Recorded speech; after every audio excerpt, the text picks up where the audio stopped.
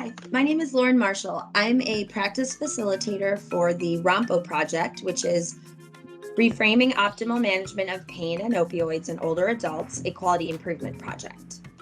In this portion of the podcast, we're going to be focusing on health information technology and how you can use that as a tool to boost shared decision making within your practice.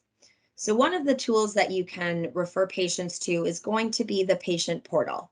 In 2022, this is standard of care, and many of your patients are already going to be in the system.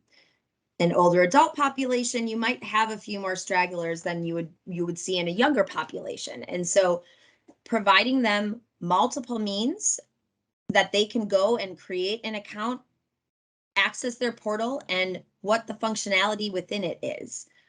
I know in the beginning, when the portal basically first came out, a lot of health systems were providing patients with a printout, which had either a QR code or instructions for how to create an account with a temporary password, a username, and all of that, so that the patient was able to quickly reference and proceed with downloading that app to their phone. If you're not able to do that, you can still put signs up in the patient rooms with a QR code again, which the patient can just take their smartphone and hover it over with their camera open. Doesn't even have to take a photo, but can just hover it over that QR code, which would then trigger the download of the app on their smartphone. If the patient is really uncomfortable with technology, if there's anybody at your office that has a spare minute, maybe an MA has an extra second, or somebody on the front desk staff, either at check-in or check-out, has an extra minute to walk through the process with the patient and show them the functionality, so that by the time they leave your office, you know that they've created an account, they've already logged in, and that they know how to use it. Within that, one of the things that you're probably going to want to use is secure messages.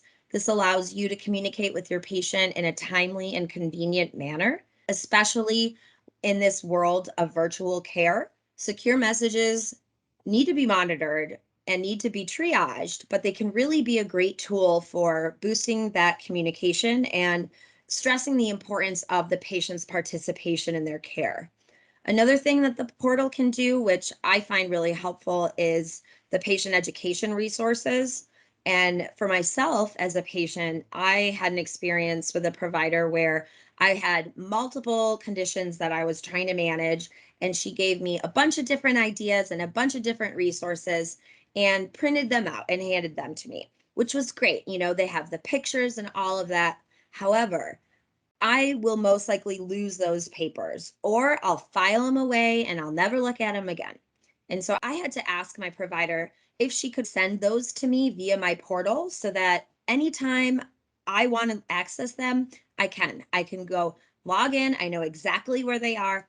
I know that they're all going to be there. And it's just a really good way for you to keep your education materials in one place so that you can actually use them.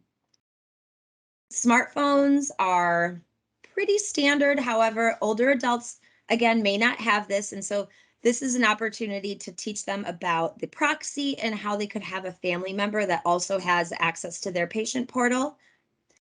Other apps on the smartphones too are going to be good ways to help your patient with shared decision making. There might be a behavior tracker that you want to, share with your patient, and then they share back with you, so that you're able to, in the meantime, between appointments, communicate, ask them questions, and follow their progress.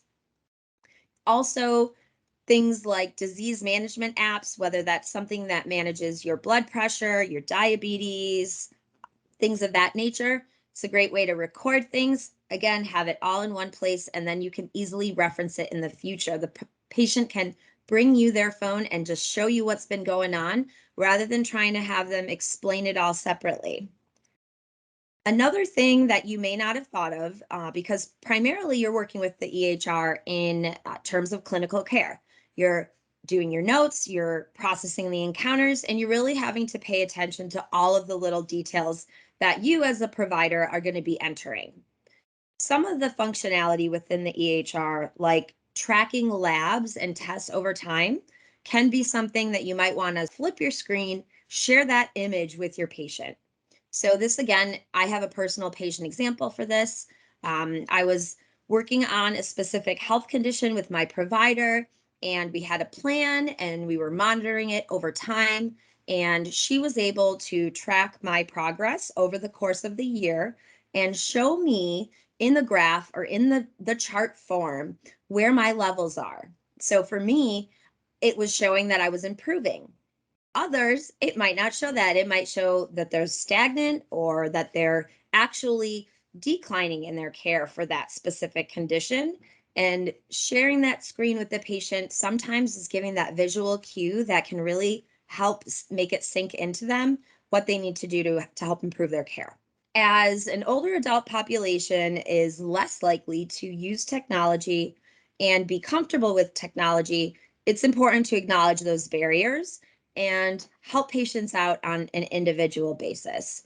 So some patients won't ever log into a portal, and that's fine. You can still use some tools to help them with shared decision making. So if they have a smartphone, if they have a phone that you can do a recording on, you can record them explaining the process or the situation back to you. And then when they are confused or they have questions, they can just re-listen to that recording, hear their own voice, hear your voice, and not have any more questions because you covered it all in that recording. And they can go back to that as many times as they are interested in. EHRs are here to stay. There are barriers and there are complications involved in it, but it's a great tool that you might want to consider using in a different way to incorporate your patient into that shared decision-making role within their care. In our next section, we are going to wrap everything up for this podcast and complete the shared decision-making portion.